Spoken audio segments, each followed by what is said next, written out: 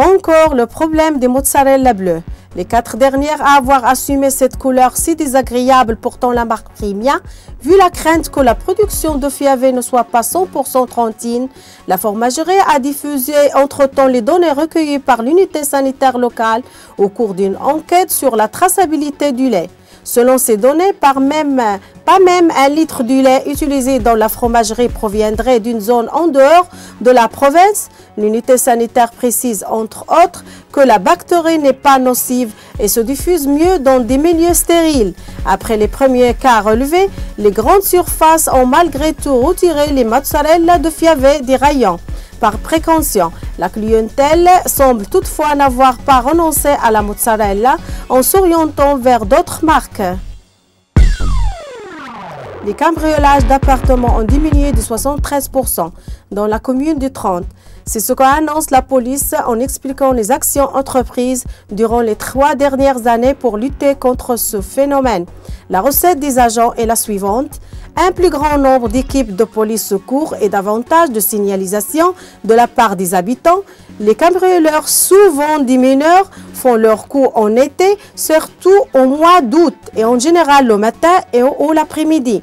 La police recommande à ceux qui partent de laisser les clés à quelqu'un pour faire des contrôles et de s'équiper d'un temporisateur qui allume de temps en temps une lumière ou le téléviseur.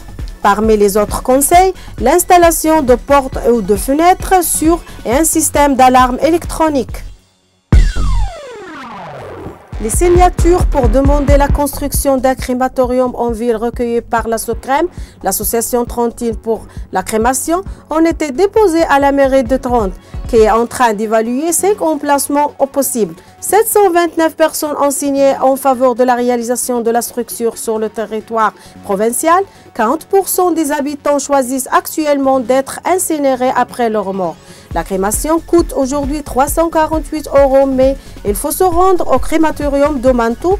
Les frais de 200 € pour le transport sont couverts par la mairie de Trente jusqu'à ce que la structure soit construite en ville.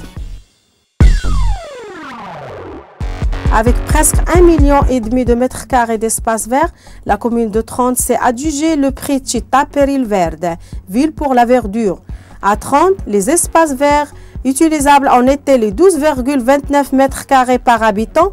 La surface minimale imposée par le décret ministériel que la planification urbaine doit réserver aux espaces publics aménagés en parc pour le jeu et pour le sport, et au contraire de 9 mètres carrés par habitant.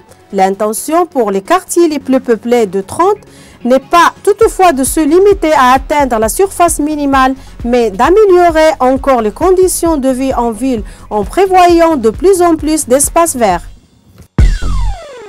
La pancarte solde avec le pourcentage de remise appliqué aux marchandises a désormais fait son apparition dans toutes les vitrines des magasins du centre de Trente. Les gens entrent et sortent en faisant des achats qui semblent les satisfaire. Les mécontents dans les rues de Trente sont au contraire les commerçants.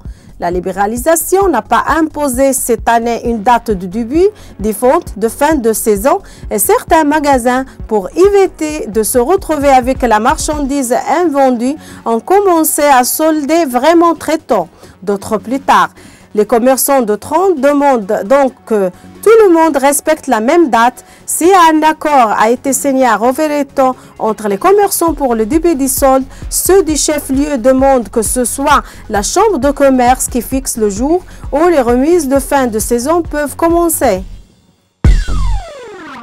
Nouveau rendez-vous avec Ridendo e Scherzando, le festival national de l'humour qui en est cette année à sa 5e édition à Dreux, dans le Haut-Garde.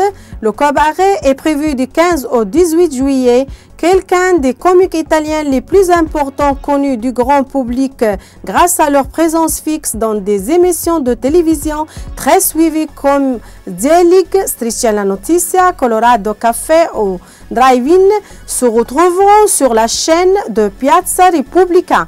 L'événement Ridendo e Scherzando, qui a débuté presque par hasard il y a 5 ans, est désormais l'orgueil du comité Carnaval de Dreux, l'auteur de promoteur et l'organisateur de la manifestation.